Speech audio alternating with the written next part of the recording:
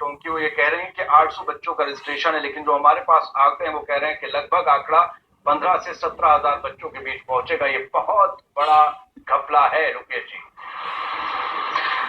देखिए अनिल जी, आज सबसे पहले तो क्योंकि मैं यहाँ बैठा हुआ हूँ, अग्निहोत्री जी को बधाई देना चाहता हूँ। आज उनका जन्मदिवस है, मेरी शुभकामनाएं स्वीकार करें। उसके बाद मैं आता हूँ आपकी बात पे कि जिस तरीके से जो आंकड़े बताए जा रहे हैं उनके ऊपर मैं कहना चाहता हूँ कि ये वाकई एक जांच का विषय है कि इतने लंबे समय से अगर अल्पसंख्यक छात्रवृत्ति को लेकर इस तरीके के घोटाले हो रहे हैं और जो बच्चा अल्पसंख्यक है जिसकी जरूरत है उस छात्रवृत्ति की वहां तक नहीं पहुंच पा रहा है, तो वाकई एक बड़ी जांच इस पर होनी चाहिए। और जो लोग भी दोषी हैं, चाहे वो कितने ही लंबे से चले आ रहा हो ये सारा गौरव धंधा, उन तमाम दोषी लोगों को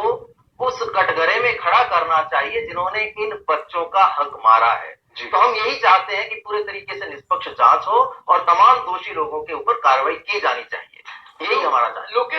देखिए, मंत्रियों को चौंकाती है या नहीं चौंकाती है, ये इस बात पर निर्भर करता है कि मंत्री खुद क्या चाहते हैं। देखिए, अब मैं उस बात पर आ रहा हूं जो अग्निहोत्री जी ने कहा कि ये जो स्थितियां कई बार बनती है कि बिल्कुल विपरीत तरीके से भी काम होता है, तो ये मंत्री का नजरिया क्या है और वो किस तरीके से चाहता है इस देश में, इस प्रदेश में, और वो इस जनता के लिए क्या सोचता है। अगर वो उसकी मानसिकता घोटाला करने की है और खुद की जेब भरने की है, तो उसे बिल्कुल ना दिखाई देगा, ना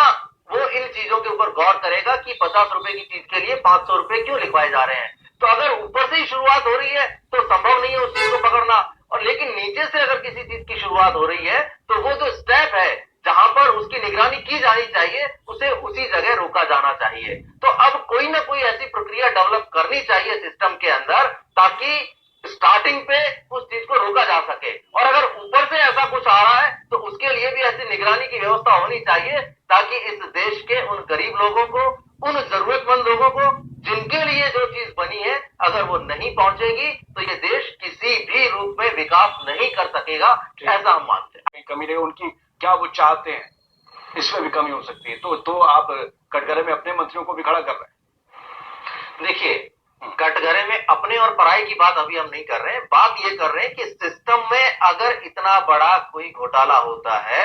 और उसकी जिम्मेदारी एक व्यक्ति पर, क्योंकि अगर लगातार पिछले 8 यानी 2008 से ये चीज चल रही है और वो संख्या बढ़ती जा रही है, करोड़ों रुपए में वजीफा जा रहा है, तो किसी एक व्यक्ति की जिम्मेदारी तय करना तो कहीं ना कहीं मुझे भी लगता है कि वो उसके साथ नाइंसाफी होगी। तो सिस्टम जो पूरा का पूरा है, जरूरी है कि उस सिस्टम के अंदर पारदर्शिता लाई जाए और अब इतना फुल प्रूफ सिस्टम बनाया जाए ताकि इस तरीके की जो पुनरावृत्ति है वो आगे ना हो। और ऐसे जो जरूरतमंद लोग हैं, अब अल्पसंख्यक वो बच्चे जिनको मिलना चाहिए था, पता नहीं उन्हें भी मिला या नहीं मिला, उनकी पढ़ाई का क्या हुआ, उन्होंने पढ़ाई की भी या नहीं की, तो ये सारी चीजें देखनी होंगी। अगर समाज को सशक्त बनाना है, राज्य को सशक्त बनाना है, देश को सशक्त बनाना है, तो इन तमाम चीजों पर अब निगरानी करनी होगी कि अगर ये एक्स्ट्रा जा रहा है तो वो वाकई जाना चाहिए या नहीं जाना जगह पहुंच रहा है, जहाँ जगह पहुंच रहा है। राजनीतिक संरक्षण ऐसी चीजों को नहीं मिलता है तब तो ये चीजें बढ़ती नहीं है, ऐसा बिल्कुल सार्वजनिक है और सभी लोग इस बात को मानते हैं कि कहीं ना कहीं ऐसे भ्रष्टाचार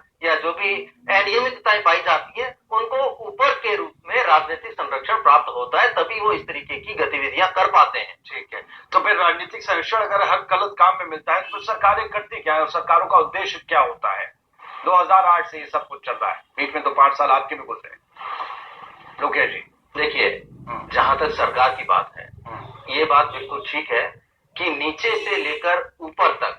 सभी लोग जब ऐसी बहुत बड़े घोटाले में लिप्त होते हैं तभी ऐसी जो प्रक्रियाएं हैं, ऐसी अनियमितताएं, उनको अंजाम दिया जा सकता है। लेकिन जैसा अग्निहोत्री जी ने भी कहा कि प्रथम दृष्टया जो चीज देखने की होती है, सबसे पहले जो जिम्मेदारी बनती है उस अधिकारी की, उस तहसीलदार की, उस पटवारी की या उस शिक्षक की जो वहां से शुरू करता है, यानी बिल्कुल जो निचला स्तर है, उसको जब ये बात बतानी चाहिए कि आज मेरे विद्यालय में इतने छात्र थे और आज इनकी स्थिति, यानी 1 साल बाद इनकी स्थिति एकदम से ये हो गई है, तो वो नोटिंग जिस अधिकारी के पास जाती है, ये उसको जांच करना चाहिए कि ये वास्तविक संख्या बढ़ी है या कागजों में बढ़ी है। तो पहली जिम्मेदारी उसकी बनती है और उसके बाद तमाम उन लोगों की जो आगे बढ़ते जाते हैं, यानी जहां से वजीफा इशू होता है और जब वो लोग उसको पूरे तरीके से ओके कर देते हैं, तब तक के लिए ये जिम्मेदारी बनती है कि तमाम चीजों कि आप जब नीचे वाला अधिकारी उसको ओके कर देगा तो नीचे के बेस पे ऊपर वाला करता चला जाता है कि भाई आपने ओके किया, आपने कुछ सोच के किया होगा, कुछ देख के किया होगा। इसलिए सबसे पहले जिम्मेदारी तो हम यही मान के चलते हैं कि जमीनी स्तर पर, निचले स्तर पर उन चीजों को सुधारा जाना चाहिए।